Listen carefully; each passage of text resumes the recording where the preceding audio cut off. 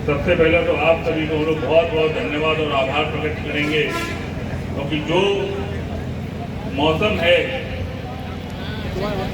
जितनी गर्मी हम लोग को मंच पर लग रही है, हमें लगता है उससे कहीं ज़्यादा गर्मी हमारे सामने वालों को लग रही है। और ऐसी गर्मी में भी आप लोग इतनी देर से इस कार्यक्रम को लगातार सफल बना रहे हैं। हम तो धन्यवाद विधायक जी को भी देंगे। विधायक जी का बहुत बड़ा योगदान रहा इस कार्यक्रम को सफल बनाने में। जो विधायक जी ने समय मांगा था, उस समय का विधायक जी ने आज आधा समय भी नहीं लिया, और विधायक जी ने अपना काम बहुत जल्दी चंद शब्दों में निपटाया। हम तो धन्यवाद विधायक जी को भी देंगे, आप सभी लोगों को भी देंगे। साथियों, ये दिन बहुत महत्वपूर्ण है हमारे लिए भी, आपके लिए भी, और हमारी आने वाली पीढ़ियों के लिए भी। अगर हम लोग अपना इतिहास देखेंगे, आज ही के दिन 26 जुलाई 1902 को देश में आरक्षण लागू करने का आदेश जारी हुआ।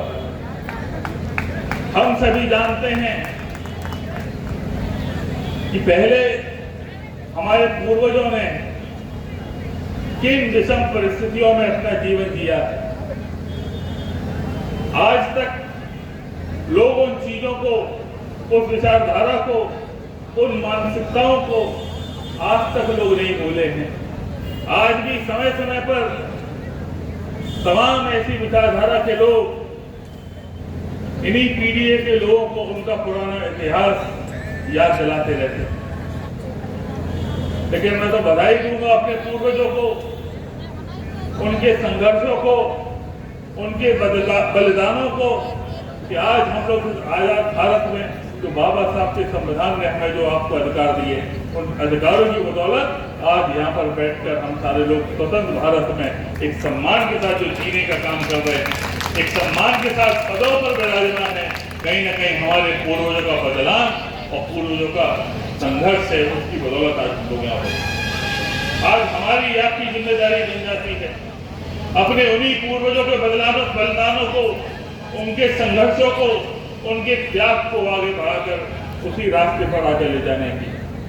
क्योंकि तमाम विचारधारा के लोग इस देश की सत्ता पर काबिज हैं। मुझे नहीं लगता तो पिछले 11 साल से केंद्र की सरकार और लगभग 9 साल हो गए उत्तर प्रदेश की सरकार ने जिस तरह से शोषण इस देश के गरीबों का, दलितों का, पिछड़ों का, हर वो व्यक्ति समाज में कहीं आर्थिक रूप से शोषित है, सामाजिक रूप से शोषित है, उसका कहीं न कहीं हनन करने का काम केंद्र की सरकार और उत्तर प्रदेश सरकार ने किया। इन्हीं सबसे लड़ाई लड़ने के लिए हमें और आपको हमारा बाबा साहब ने संविधान दिया था। कोई बाबा साहब जानते थे तो ये विचारधारा के लोग, जो सत्ता में बैठे हुए लोग हैं, ये कभी भी देश के पीढ़ी के लोगों को आगे बढ़ता नहीं देखना चाहते। ये नहीं चाहते देश का पीढ़ी इस देश की सत्ता में बैठे।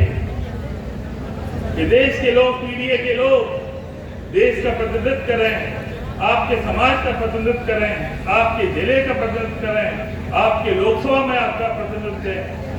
इन लोगों ने कभी भी हमारे और आपके लोगों के लिए अच्छा नहीं सोचा। आज भी यही इनकी मानसिकता है। समय समय पर हमें और आपको इनकी मानसिकता दिखती रहती है। जब आप सोचिए, आदरणीय राष्ट्रीय अध्यक्ष जी उत्तर प्रदेश के पूर्व मुख्यमंत्री तक का जब अपमान कर सकते हैं, तो आप सोचिए आम जनता की क्या हालत होती है हमारे प्रदेश में, हमारे देश में। ये लोग कभी भी हमारे आपके लिए हित का नहीं सोचेंगे, सिर्फ हमारे समाज में बंटवारा करने की साजिश रचेंगे। और हमेशा इन्होंने यही किया है। मैं तो विधायक जी और सांसद जी जानते होंगे कि समाजवादी विचारधारा, बहुजन विचारधारा बहुत पुरानी है। आदरणीय लोहिया जी और आदरणीय बाबा साहब के बीच में भी पत्राचार हुआ था। उस समय भी बाबा साहब ने और लोहिया जी के जो पत्राचार थे, उनमें कहीं न कहीं जिक्र हुआ था इस देश को अगर सही रास्ते पर लेकर जाना है तो समाजवादी लोगों को और बहुजन लोगों को एक साथ एक मंच पर आना होगा। कहीं ना कहीं ये सपना उस समय पूरा नहीं हुआ, लेकिन हमारे आदरणीय नेताजी ने और मान्यवर काशीराम जी ने इस सपने को पूरा कर कर एक समय उत्तर प्रदेश में समाजवादी पार्टी, बहुजन समाजवादी पार्टी को साथ लाने का काम किया।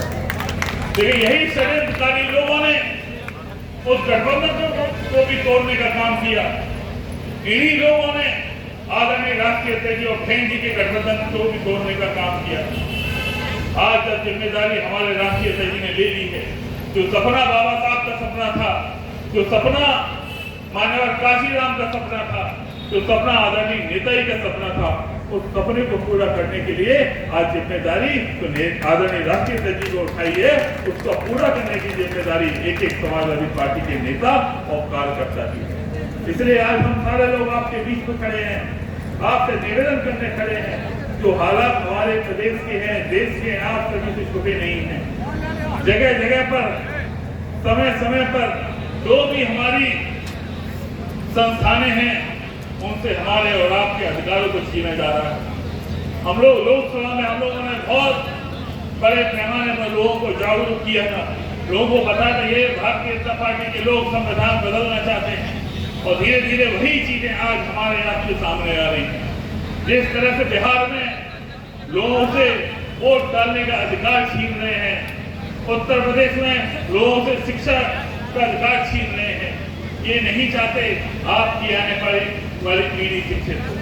और आपके लोग शिक्षित होंगे, पढ़ेंगे, लिखेंगे, इन सरकारों से इन्हीं विचारधारा के लोग सवाल करेंगे। ये नहीं चाहते कोई भी ऐसा सवाल करने वाला समाज में रहे। इसलिए ये साजिशें आज जो हमारे आपके समाज के साथ हो रही हैं, ये हमारे आपके आने वाली पीढ़ी के भविष्य का सवाल है। इसलिए आज जिम्मेदारी हम सब